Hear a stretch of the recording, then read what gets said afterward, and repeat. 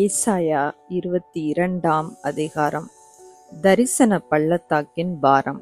உன்னில் உள்ளவர்கள் எல்லாரும் வீடுகளின் மேல் ஏறுவதற்கு உனக்கு இப்பொழுது வந்தது என்ன? சந்தடிகளால் நிறைந்து ஆரவாரம் பண்ணி களி கூர்ந்திருந்த நகரமே, உன்னிடத்தில் கொலையுண்டவர்கள் பட்டயத்தால் கொலையுண்டதில்லை, யுத்தத்தில் செத்ததும் இல்லை. உன் அதிபதிகள் எல்லாரும் ஏகமாய் ஓடி அலைந்தும் வில் வீரரால் கட்டப்படுகிறார்கள். உன்னில் அகப்பட்ட யாவரும் தூரத்துக்கு ஓடியும் ஏகமாய் கட்டப்படுகிறார்கள். ஆகையால் என்னை நோக்கி பாராதேயுங்கள். என் ஜனமாகிய குமாரத்தி பாழாய் போனது நிமித்தம் மனங்கசந்து அழுவேன். எனக்கு ஆறுதல் சொல்ல வராதேயுங்கள் என்கிறேன்.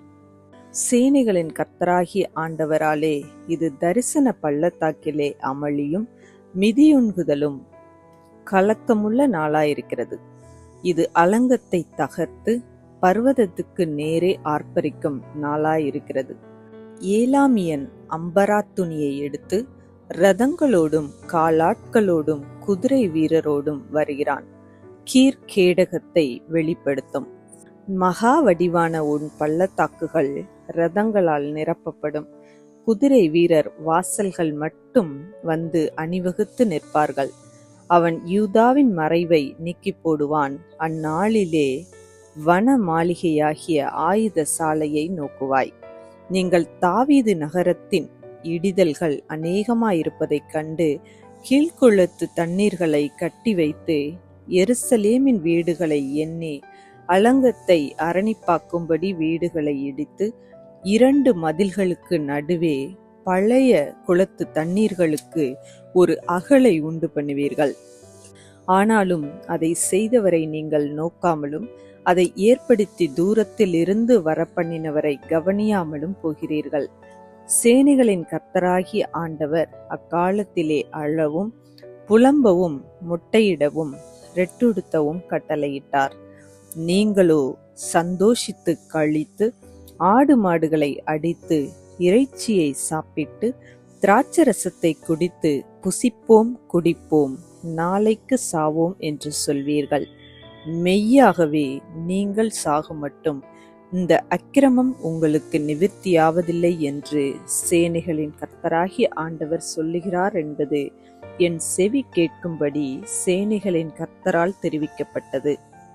சேனைகளின் கர்த்தராகிய ஆண்டவர் உரைத்ததாவது: நீ அரமனை விசாரிப்புக்காரனும் பொக்கிஷக்காரனுமாகிய செப்னா என்பவனிடத்தில் போய் சொல்ல வேண்டியது என்னவென்றால், உயர்ந்த ஸ்தலத்திலே தன் கல்லறையை வெட்டி கண்மலையிலே தனக்கு வாசஸ்தலத்தை தோண்டுகிறவனைப் போல நீ உனக்கு இங்கே கல்லறையை வெட்டும்படிக்கு உனக்கு இங்கே என்ன இருக்கிறது? உனக்கு இங்கே யார் இருக்கிறார்கள்? இதோ பலவான் ஒருவனை துரத்துகிற வண்ணமாக கர்த்தர் உன்னை துரத்திவிட்டு நிச்சயமாய் உன்னை மூடி போடுவார்.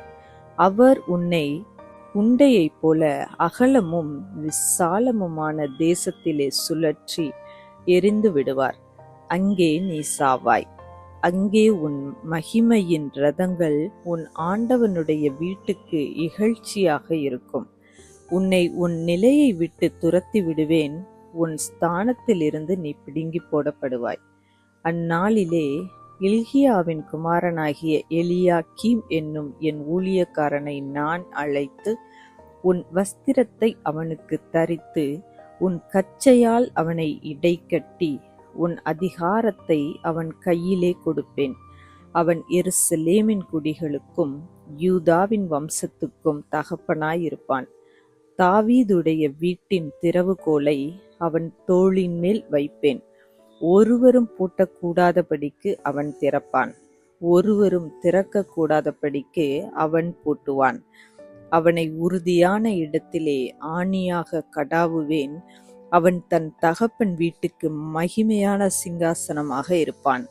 அதின் மேல் அவன் தகப்பன் வம்சத்தாராகிய புத்திரர் பௌத்திரருடைய மகிமை அனைத்தையும் சிறிதும் பெரிதுமான சகல பான பாத்திரங்களையும் தூக்கி வைப்பார்கள். உறுதியான இடத்தில் கடாவப்பட்டிருந்த ஆணி அந்நாளிலே பிடுங்கப்பட்டு முறிந்து விழும். அப்பொழுது அதன் மேல் தொங்கின பாரம் அறுந்து விழும் என்று சேனைகளின் கர்த்தர் உரைக்கிறார். கர்த்தரே இதை உரைக்கிறார் என்று சொல் என்றார். இந்த வீடியோ உங்களுக்கு பிடித்திருந்தால் லைக் பண்ணுங்கள், உங்கள் ஃப்ரெண்ட்ஸுக்கு ஷேர் பண்ணுங்கள். இன்னும் நம்ம சேனலை சப்ஸ்கிரைப் பண்ணலைன்னா மறக்காமல் சப்ஸ்கிரைப் பண்ணுங்கள். சைடில் இருக்கிற பெல் ஐக்கானை ப்ரெஸ் பண்ணுங்கள்.